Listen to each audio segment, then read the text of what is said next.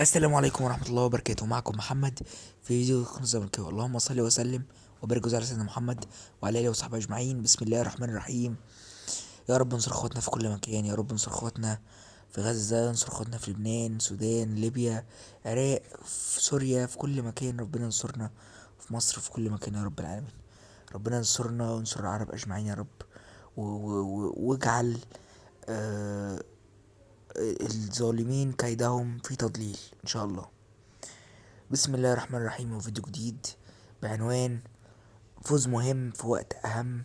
الزمالك بيفوز 1-0 على فريق المصري البورسعيدي ضمن إطار المواجهة الثالثة من دور مجموعات في الكونفدرالية الأفريقية، تحت شعار الزمالك بدون مدرب، بدون جهاز فني، لكن الفوز أهم شيء.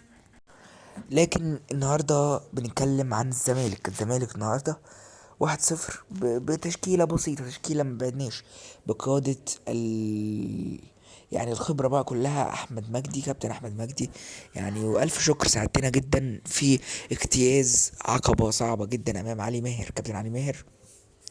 فوز على المصري بيأكد إن أنت سبع نقاط فاضل لك بالظبط. أنا بقول لك أهو 6 نقط وتتأهل، 6 نقط وتبقى اول مجموعة. يعني انت كده اعتقد دلوقتي كده 3 نقط وتتأهل، تلاتة كمان وتبقى اعتقد 13.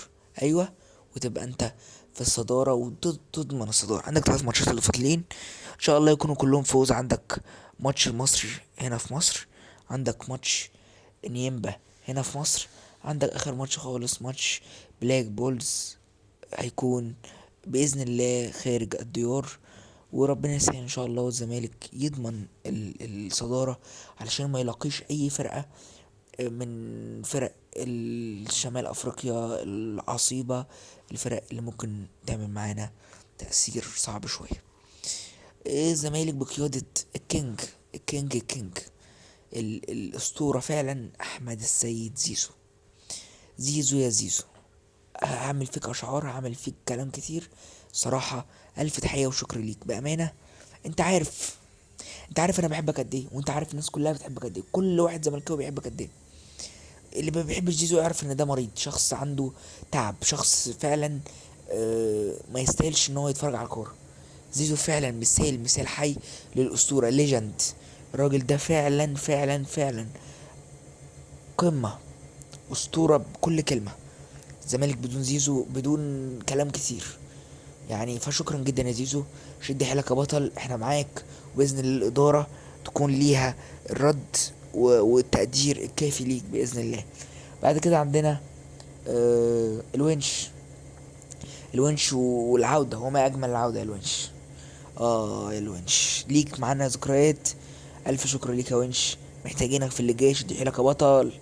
مع غياب حمزه المسلوسي محتاجينك جدا جدا جدا جدا جدا يا ونش. كده كلمتين بقى لحسام عبد المجيد، ماتش المية. والله يا حسام ان انت ايامك شوف جريت ازاي، 100 ماتش. اللي شاف، انا شفت حسام عبد المجيد وهو لسه في اول ماتش مع الزمالك. النهارده حسام عبد المجيد بيتم ال 100 ماتش مع الزمالك. ف تاريخ يا حسام. انت يا حسام ان شاء الله تكون تاريخ ليك، وتاريخ تفرح وتفتخر بيه. اخر نقطة هنتكلم فيها هي في حوار اللعيبة. الف شكر لكل الرجاله، الف شكر لكادونجا، الف شكر لسيف الدين الجزيري، الف شكر لمصطفى شلبي، الف شكر ميشيلاك. ان شاء الله مستنيين منك الاحسن والاقوى في الايام الجايه. الف شكر لكل اللعيبه الرجاله اللي بتشيل الهم وبتقدر ان هي تتعامل في الظروف الصعبه. اخر نقطة خالص هنتكلم فيها هي نقطة كريستيان جروس، مدرب السويسري، مدرب نادي الزمالك السابق ومدرب نادي الزمالك الحالي ان شاء الله في الوقت الحالي. مدرب مسك الزمالك في سنة 2018، قدر يعمل معاهم نجاحات. خد بطولة كأس السوبر السعودي، مصر السعودي، كان أمام الهلال السعودي وفاز بنتيجة 2-1. وفاز أيضا ببطولة الكونفدرالية الأفريقية. وبرضه في الحسبان يعني كان من أسباب إن الزمالك يوصل لنهائي كاس مصر، وكان من أسباب إن الزمالك كان ممكن ياخد الدوري، وكان متصدر الدوري بفارق 8 نقاط. لكن حصل مشاكل واتكل على الله في شهر 6 2019. اتكلمنا عن جروس، بنحب جروس كلنا عشان جروس عارفينه، حافظينه، ليه قناعاته، دماغه ناشفة، لكن في الاول في الاخر جروس هو الحل. في الاول في الاخر الاداره استقرت عليه. ايوه ممكن يكون فيها سنه ان انت بتحطه قدام الجمهور. اهو يا جماعه الراجل عنده آه يعني بيقول لك ايه، عنده رصيد مع الجمهور، فانت تعامل مع الجمهور. طبعا فيها خبث طبعا كروي، لكن في الاول وفي الاخر هو اكيد هو الحل. اكيد هو الحل في الوقت الحالي، اكيد هو الحل عشان يغير مجريات ويغير كلام كتير. لازم أن يكون ليه هو رأي جامد. انا من وجهة نظري مكانش هو الاصلح دلوقتي، لكن خلاص الاداره شايفه كده فندعمه. ندعمه لان كريستيان جروس هو فعلا الحل.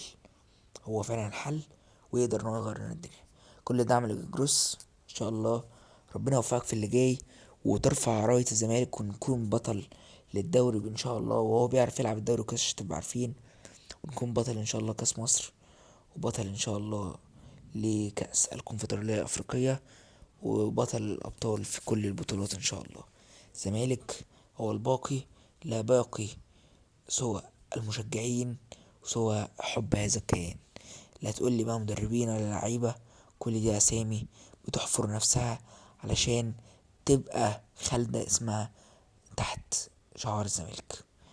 كان معكم محمد في قناة الزملكاوي. اللهم صل وسلم وبارك على سيدنا محمد وعلى آله وصحبه أجمعين.